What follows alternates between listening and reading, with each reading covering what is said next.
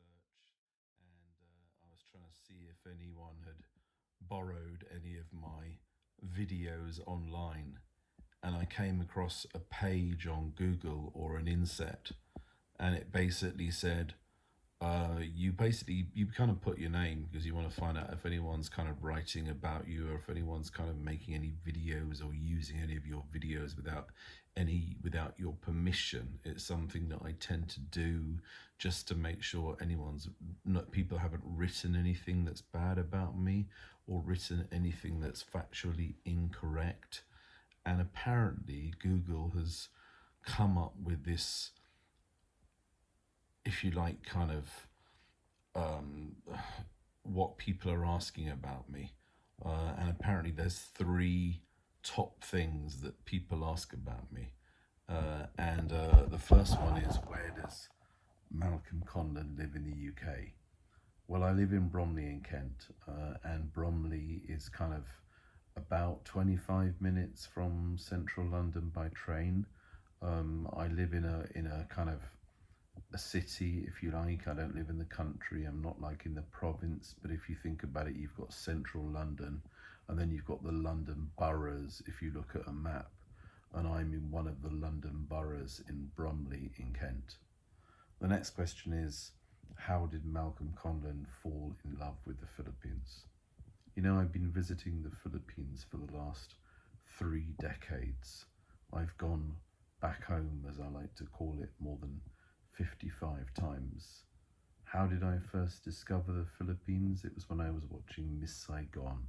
I didn't realize that basically even where the Philippines was, or even that the Philippines existed. But through watching Miss Saigon and through reading the souvenir program, these were the days before Google. You know, the only way you could find something out was actually maybe going to a library, maybe reading a book or a guide. And I discovered there was this wonderful place called the Philippines where there were these incredible actors were from.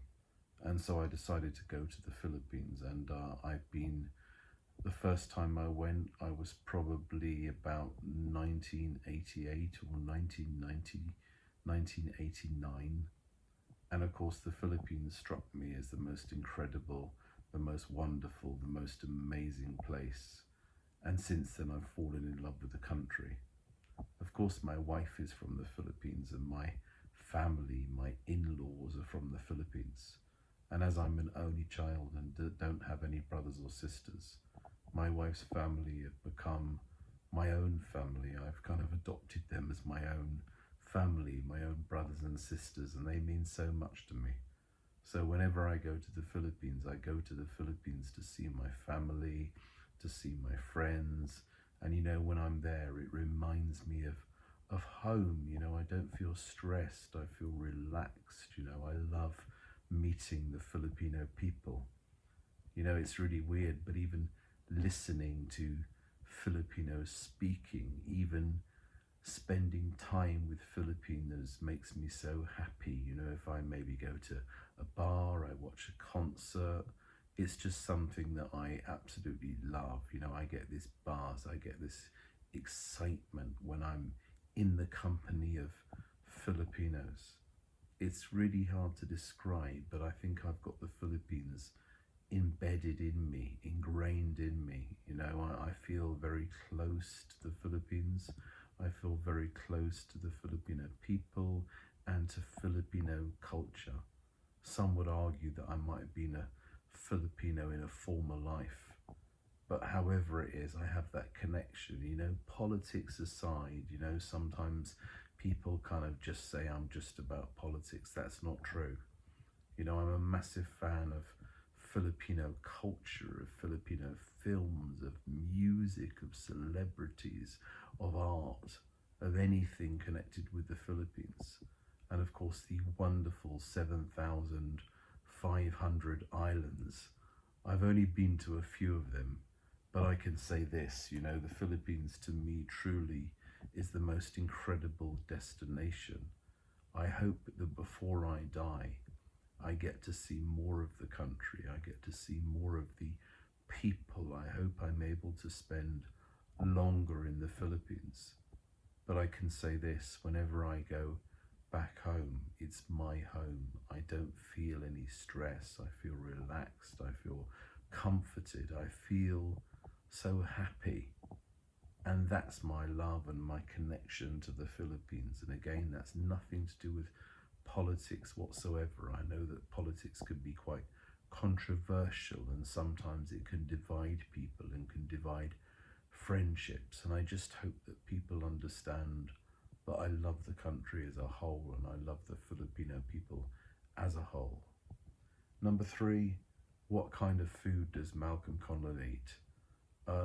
I love all kinds of food. You know, that's probably one of the problems right now. I'm suffering from kind of gout. I've got, you know, I've even called this the Filipino illness. Of course it's not, but I know many of my dear Filipino friends, maybe they have gout. I guess with pork being one of the national dishes, or lechon, and of course the love of these kind of foods. You know, their purines are quite high in pork, and many years of eating pork and eating kind of fatty foods and foods high in cholesterol has caused me to have gout right now. So I'm actually in quite a lot of pain as I speak to you now. But of course I do love Filipino food. You know, there's nothing wrong with Filipino food. It's really awesome, but I do need to be careful. But I eat too much food. But what kind of food do I eat? My favorite Filipino dish is probably beefsteak Tagalog, but then I like ginataan manok, you know, the coconut with the chicken. I probably eat too much. I probably go to too many restaurants and eat too much Filipino food. But yes, I do love Filipino food. You know, I've eaten with my hands as well, kamayan, and I've also tried balot as well.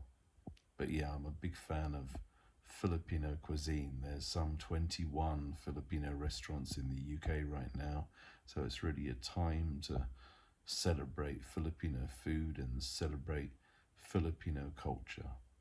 Anyway guys, thanks so much for watching this video.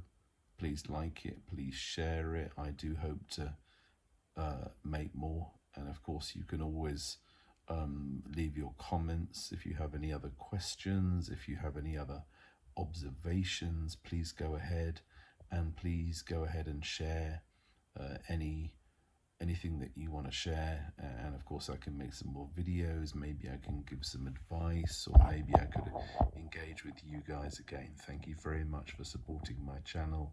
Maraming salamat po.